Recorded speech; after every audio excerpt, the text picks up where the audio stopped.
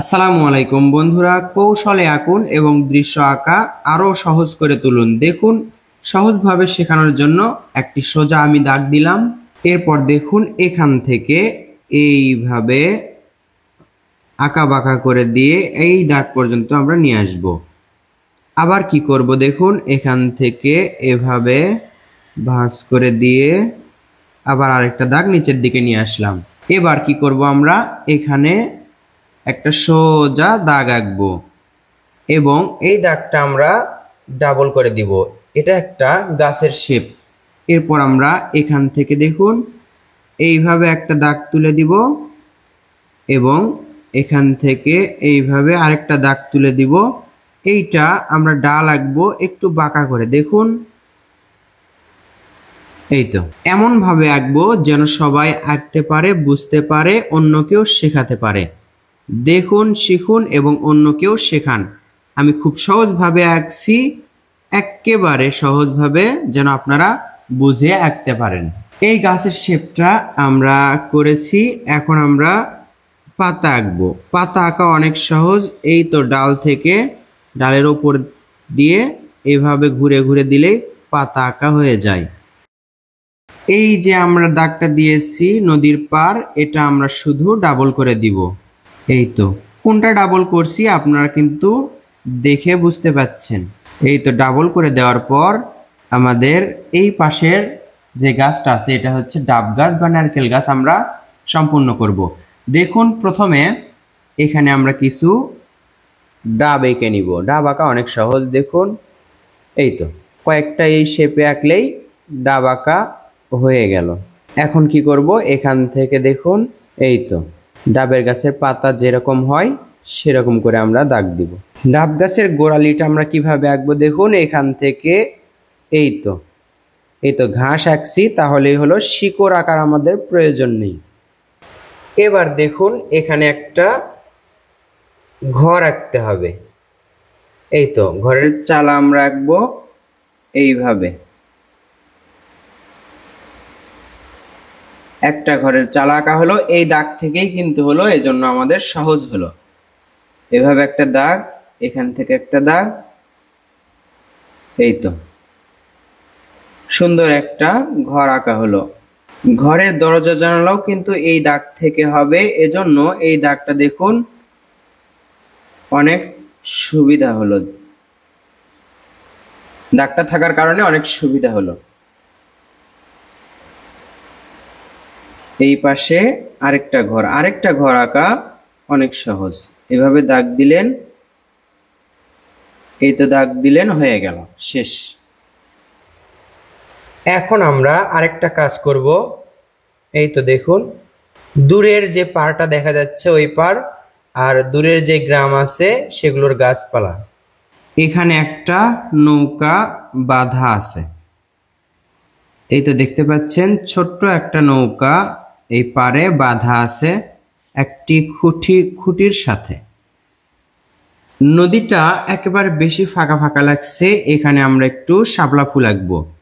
দেখুন, শাপলা ফুল আঁকা অনেক সহজ। প্রথমে একটা পাপড়ি আঁকলাম, দুই পাশে দুইটা দাগ দিলাম এবং ভাঁজ করে নিচের দিকে নিয়ে আসলাম। আবার এখান থেকে আরেকটা পাপড়ি, এখান থেকে আরেকটা পাপড়ি, এইভাবে করে দেখুন নিচে একটা গোলাকৃতির পাপড়ি হবে এবং এখান থেকে এই তো সুন্দর একটা শাপলা ফুল আঁকা হলো। এবার আমরা শাপলা ফুলের কলি আঁকবো। শাপলা ফুলের কলি আঁকা, এই তো দেখুন ইউ এর আকৃতি করব। ইউ, ইংরেজি লেটার ইউ। এরপর দেখুন এটার সাথে লেগে দিয়ে এর মাঝে এই তো এটা একটা কলি হলো। এই পাশে আমরা আরেকটা শাপলা আঁকবো। কেমন করে আঁকবো, এই তো এরকম করে একটা পাপড়ি, দুই পাশে দুইটা ভাঁজ করে নিচের দিকে নিয়ে এসে আবার এই তো একটা পাপড়ি এইখানে। অনেক সহজ একটা ড্রয়িং। এটা হচ্ছে শাপলা ফুল। এবার নিচে আমরা কিছু পাতা আঁকবো। শাপলা ফুলের পাতা দেখুন এরকম হয়, চ্যাপ্টা আকৃতির পাতা আঁকবো আমরা। এই তো বেশ কিছু পাতা আঁকবো আমরা।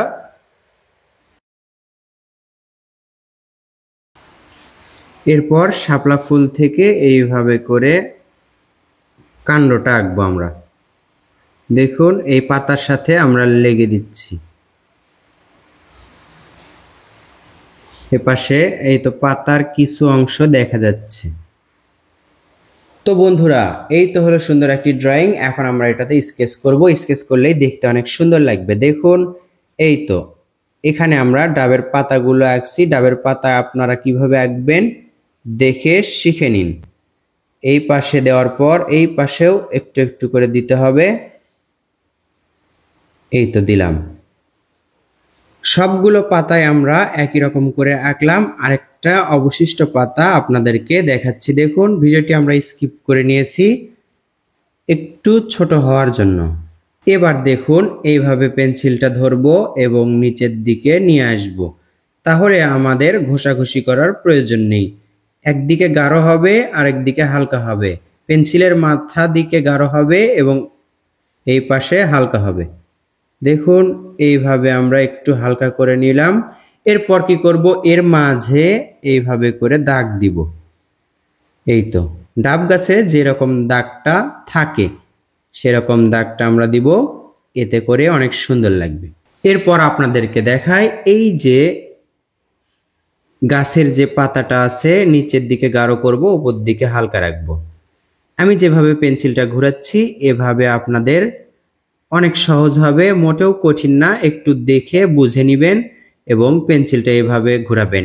প্রথমে আমরা বেশি গাঢ় করে নিলাম, এরপর দেখুন হালকা করে উপর দিকে পেন্সিলের দাগগুলো তুলে দিচ্ছি। আবার দেখুন নিচের দিকে গাঢ় করব এবং উপর দিকে ফাঁকা রাখবো। দুই স্টেপে আমরা করব। প্রথমে গাঢ় রংটা করব পেন্সিলের, এরপর উপর দিকে হালকা রাখবো। প্রত্যেকটা ড্রয়িংয়ের ক্ষেত্রে এরকম, যখন গাছের স্কেচ করবেন বা শেড দিবেন তখন উপর দিকে হালকা রাখবেন, কারণ নিচের দিকে গাঢ় হয়, উপর দিকের পাতা হালকা থাকে অথবা লাইট পড়ে। এই তো দেখুন এভাবে পেন্সিলটা আবারও ভাঁজ করে নিলাম। এই তো দেখুন এইভাবে আমরা ডালের এক পাশে গাঢ় করলাম, আরেক পাশে হালকা করলাম। একই রকম করে এখান থেকেও নিচের দিকে নিয়ে আসব। এই তো এত দূর পর্যন্ত আবার এখান থেকে এই তো অর্ধেক গাঢ় এবং অর্ধেক হালকা। তাহলে দেখুন এভাবে করলে আপনাদের সহজ হবে এবং দ্রুত হবে। এক পাশে গাঢ় রাখলাম, আরেক পাশে হালকা করে দিলাম। এই তো এদিকে একটু বেশি মোটা, এজন্য এভাবে নিয়ে আসলাম। এই যে ঘরের চালা দেখতে পাচ্ছেন, এই চালায় দেখুন এভাবে নিচের দিক থেকে উপর দিকে তুলে দিব আমরা। কিভাবে দেখুন শিখে নিন। এই তো এই দাগ থেকে এভাবে উপর দিকে আমরা তুলে দিব। এরপর এখানে দেখুন নিচের দিকে গাঢ় এবং উপর দিকে হালকা। এই তো এখানে গাঢ় করলাম এবং এই দিকে হালকা করে দিলাম। এই দরজার জানালাগুলো একটা জানালা কালো রাখলাম, কারণ একটা জানালা খোলা, আর দরজার উপর থেকে নিচের দিকে এভাবে টানবো। নিচের দিকে হালকা থাকবে এবং উপর দিকে বেশি গাঢ় থাকবে। এইখানেও একটা দরজাতে একই রকম করে করলাম। এখানে ঘরগুলো যদি অসুন্দর মনে হয় তাহলে আপনি এর উপরে আরেকটা ঘর আঁকতে পারেন, এতে করে সুন্দর দেখাবে। ঘরের চালা আঁকলাম, আরেকটা শুধু চালা আঁকলাম। এভাবেই যে আঁকতে হবে এমনটা না, আপনি সহজ এবং সুন্দরভাবে ইচ্ছা মতো আপনি ঘর আঁকতে পারেন। এরপর দেখুন এই যে গাছপালাগুলো আছে নিচের দিকে আমরা গাঢ় করব। প্রথমেই আমরা গাঢ় করে নিতে পারি, একেবারে এই পর্যন্ত পুরোটাই গাঢ় করে নিলাম এবং ওপর দিকে দেখুন হালকা করে করব। নিচের দিকে গাঢ়, ওপর দিকে হালকা, এটা মনে রাখতে হবে আমাদেরকে। বন্ধুরা, সহজভাবে আমি দৃশ্য আঁকা শেখাই যেন অন্যরাও শিখতে পারে। আমি নিজেই আঁকবো এবং নিজেই শিখবো, অন্যদেরকে শেখানোর উদ্দেশ্যে না। এমন ড্রয়িংটা আমি করার চেষ্টা করি না। উপর দিকে কিন্তু হালকা রাখছি। এই যে নৌকা দেখতে পাচ্ছেন, এই নৌকাটা আমরা কি করব, কালো করে দিব। একেবারে পুরোপুরি কালো করে দিব। এবার পারগুলো আমরা কালো করব। পেন্সিলের মাথাটা যদি মোটা থাকে তাহলে এগুলো করতে সুবিধা হবে। যখন প্রথমে ড্রয়িং করা হবে, ড্রয়িং করার পরেই সেই পেন্সিলেই যখন আমরা এই দাগগুলো দিব তখন সুবিধা হবে এবং তাড়াতাড়ি হবে। পেন্সিলের মাথা মোটা থাকার কারণে এই দাগগুলো একবারেই হয়ে যাচ্ছে। দেখুন, এই যে নিচের ঘাসগুলো আছে এক পাশে একটু কালো করে দিব, এক পাশে, শুধু এক পাশে, খেয়াল করুন। এবার এই তো দেখুন, পাড়ের নিচের অংশ থেকে এভাবে করে দাগ ছেড়ে দিব, একটা ছোট একটা বড়, একটা ছোট একটা বড়।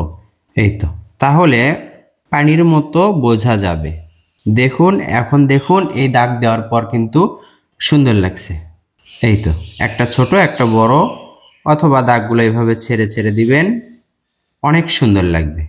আশা করছি এই দৃশ্যটা শুরু থেকে শেষ পর্যন্ত যে আপনারা দেখলেন, এতে করে দৃশ্যটি আঁকা আয়ত্ত করে নিতে পারবেন, শিখতে পারবেন, এই আইডিয়াটা কাজে লাগাতে পারবেন।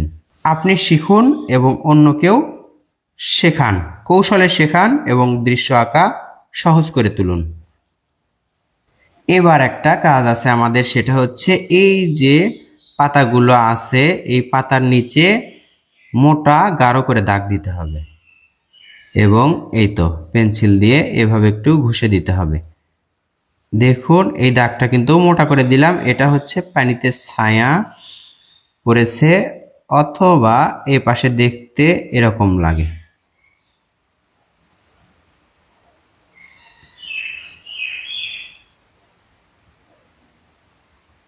এর মাঝে এভাবে হালকা করে দাগ দিতে পারেন। যখন এই নিচের দাগটা দিবেন তখন এই পাতাগুলো হাইলাইট হয়ে যাবে, দেখতে সুন্দর লাগবে। একটু গাঢ় করে দিচ্ছি, আশা করছি আগের তুলনায় অনেক সুন্দর লাগছে। এখন নিচের দিকে একটু পানির ঢেউ দিতে হবে। মূল কথা, পাতাটা বাদ রেখে একটু কালচে কালচে করতে হবে। পাতাটা বাদ রেখে ফাঁকা জায়গাগুলো একটু কালচে কালচে করতে হবে। দৃশ্যটা কিন্তু অনেক সুন্দর লাগছে, আরো সুন্দর করা যাবে কিভাবে দেখুন। এইভাবে পেন্সিল দিয়ে একেবারে কালো করে নিলাম আমরা, খেয়াল করুন, পেন্সিল দিয়ে এতটুকু কালো করে নিলাম। এদিকে পেন্সিলটা ছেড়ে দিব। মূল কথা, এর মাঝে আমরা একটি সূর্য আঁকবো, সূর্যটা আমরা সাদা করব, এজন্য প্রথমে কালো করে নিলাম। এই কালোর মাঝে যদি আমরা বৃত্ত আকারে একটি সূর্য আঁকতে পারি তাহলে অনেক সুন্দর লাগবে। এই তো, এবার দেখুন রাবার দিয়ে এর মাঝে মিশে সুন্দর করে একটি সূর্য আঁকলাম। শুধু মিশে দিলেই, গোল করে মিশে দিলেই সাদা হয়ে গেল এবং সূর্যটা সুন্দর লাগছে। তো বন্ধুরা, এজন্যই আপনাদেরকে বলি, কৌশলে দৃশ্য আঁকুন এবং দৃশ্য আঁকাকে আরো সহজ এবং আকর্ষণীয় করে তুলুন। কেমন লাগলো ভিডিওটি শেষ পর্যন্ত দেখে? একটু বড় হলো ভিডিওটি, কিন্তু শিখতে পারলেন কিনা সেটা কমেন্ট করে জানাবেন।